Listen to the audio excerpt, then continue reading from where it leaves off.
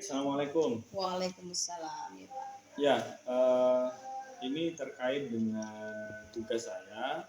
Ada salah satu materi di modul 3.1 ya, guru penggerak UIT. Saya diminta untuk melakukan wawancara dengan salah seorang rekan terkait dengan studi kasus yang ada pada materi tersebut. Nah, ini saya mau minta tolong Bu Wita, kita sebagai guru, sebagai pemimpin pembelajaran, bagaimana nanti Bu Wita itu menanggapi kasus ini. Nah, sebelumnya ingin saya ceritakan singkat dulu ya Bu ya. Iya. Kasusnya begini Bu. Jadi anggaplah kita ini guru SD kelas 5. Kemudian kita punya rekan guru namanya Bu Tati. Bu Tati ini orangnya perfeksionis, orangnya disiplin, cenderung keras juga, tapi dia dihormati oleh kepala sekolah, oleh wali murid juga, karena beliau ini termasuk guru senior dan memang kinerjanya bagus. Jadi kelas atau anak yang beliau ajar itu cenderung mendapatkan nilai yang bagus karena tadi gurunya atau Bu Tati sendiri itu memang sangat bagus di dalam pembelajaran meskipun cenderung kaku dan keras tadi. Nah kemudian satu saat Bu Wita ini melihat ada seorang siswi kelas 5 dia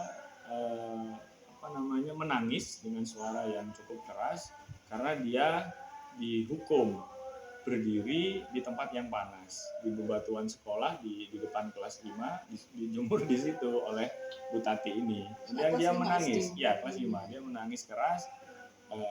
Jadi dia berdiri menghadap ke pintu di mana kelas Bu Tati itu mengajar. Gitu. Tapi Bu Tati tidak menghilangkan dan meneruskan untuk mengajar.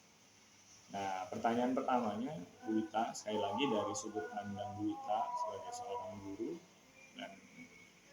dan pemimpin pembelajaran di kelas, kira-kira apa yang akan dilakukan oleh Bu Wita kalau melihat hal semacam itu terjadi dalam konteks kasus Bu Tati itu? Gitu ya. Ya. Kalau menurut saya Pak, ketika saya berada di posisi jadi rekannya Bu Tati ya, guru kelas 5 guru SD. Kelas 5 punya wewenang untuk menginterupsi hal tersebut, ya kan? Nah, kira-kira apa yang akan Bu Wita lakukan? Mungkin yang pertama saya lakukan, saya selamatkan dulu anaknya. Maksudnya saya selamatkan itu mungkin saya bawa dia ke tempat teduh atau di depan kelasnya aja, di halaman kelasnya itu, nggak di tempat situ. Saya interogasi dulu anaknya, saya tanya kenapa dia menangis, kemudian kenapa dia bisa dihukum, dia salah apa, begitu. Terus kalau memang anaknya ngaku dia salah, mungkin saat itu saya akan coba ketuk pintu kelasnya Bu Tati. Terus saya bakal coba ngomong sama Bu Tati, Ibu, ini anak didiknya ada yang tidak kuat dengan hukumannya, istilahnya seperti itu, atau dia kepanasan terus dia menangis gitu, apa tidak bisa hukumannya itu diperingan atau mungkin dihukum hukuman yang lain, kan masih banyak kan hukuman yang lain. Karena saya juga kasihan anak usia berapa ya, sekitar kelas 5 SD itu, belasan ya itu, anak segitu masih kecil kan Pak hitungannya. Dan kalau dihukum di tempat yang panas juga kasihan juga gitu. Kan masih ada hukuman yang lain, mungkin tugasnya disuruh ngerjakan gitu di depan papan tulis kan bisa, atau depannya papan tulis itu biasanya itu seperti itu. Tapi nanti kalau untuk tanggapannya Bu Tati sendiri ya terserah beliau. Kalau saya sih mungkin langkah saya bakal seperti itu.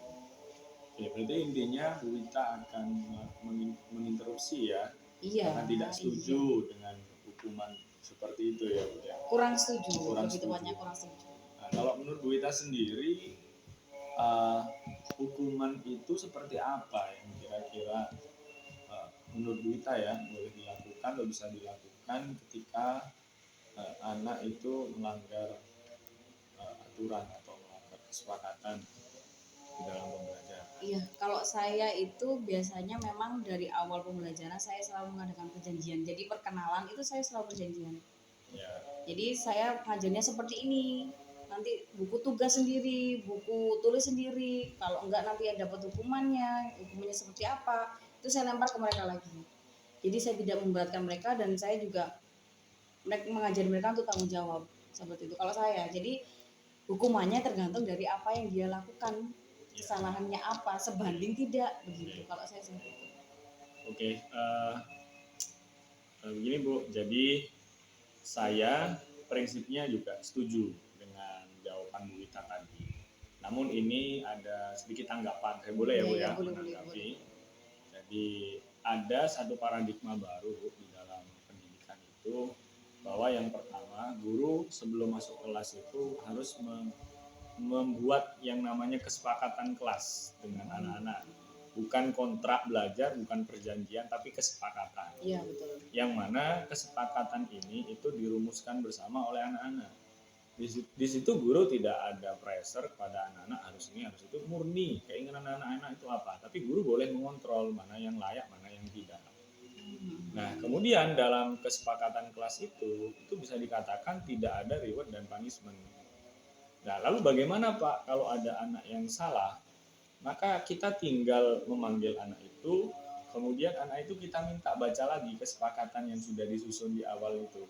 Kan kamu sendiri yang buat, kan kamu dengan teman-temanmu yang buat. Ayo, apa yang sudah kamu lakukan itu sesuai dengan ini atau enggak.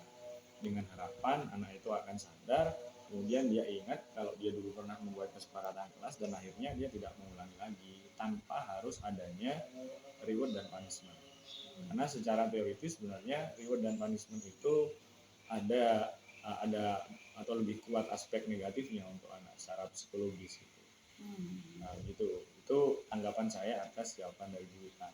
Tapi saya juga setuju bahwa apa yang dilakukan oleh Bu Tati itu tidak bisa dibenarkan, apalagi sampai hukumannya mengarah pada fisik kan, dijemur anak kelas 5 SD dan seterusnya. Jadi rupanya kita juga satu pendapat. Ya saya kira itu Bu Wit yang bisa saya tanyakan. Terima kasih sebelumnya atas. Sama-sama. Assalamualaikum warahmatullahi wabarakatuh. Waalaikumsalam warahmatullahi wabarakatuh.